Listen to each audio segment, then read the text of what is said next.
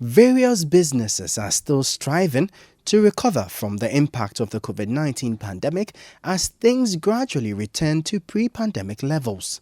Speaking during the forum, the Chief Executive Officer of Busara Africa, Taka Awuri, stressed that small and medium-sized enterprises must come together and leverage on each other's competitive advantage to stay afloat and remain relevant. According to her, this will enable them adapt and surmount the challenges posed by the COVID-19 pandemic on their operations.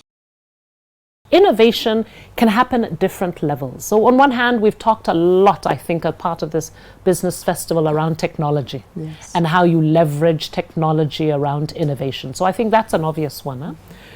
But another pathway to innovation is what we talked about before in terms of partnerships.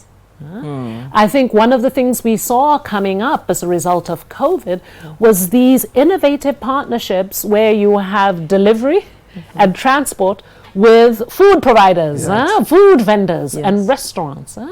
So it's really for business owners to start to think, to be resilient, to be able to bounce back. Maybe I can't do it on my own.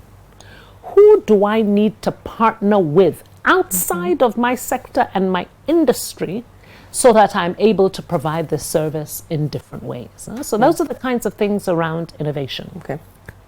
And then cash. And I like how you look in that direction, because you've got private cash and government cash. Cash is all over there. Cash, so, I think we all recognize yes. that as business owners, the reality is, as we always say, cash is king. Cash is king. And particularly if you're talking resilience, if you're talking about being able to cope through these rough periods, how are you managing your finances? And I listened to some of the things you were suggesting in your show, which I think are critical. It's down to, for instance, what we often recommend is, how are you diversifying your income stream?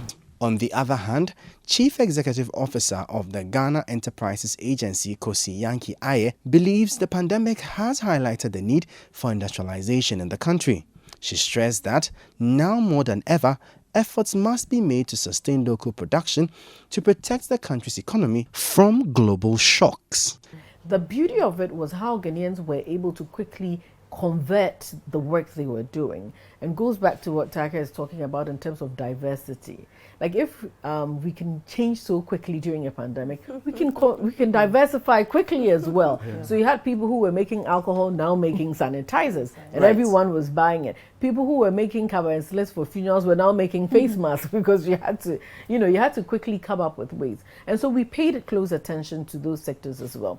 The trade and commerce is a very big sector, and it makes up almost 70% of your economy as well, because there are a lot of people trading.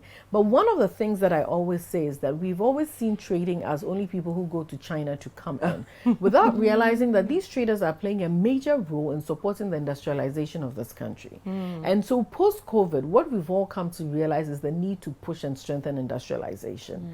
Because you can't sit and wait anymore. If you look at the world, it's not a Ghana problem. Globally, I mean, if you travel now, there are certain shops you can't even get things to buy because the supply chain has changed, right? It's cut off. The main sponsor of the Citi Business Festival 2022 edition is Absa Bank. It is also supported by MTN Momo and MTN Business Support, IT Consortium, the Ghana Investment Promotion Center, and GESAL.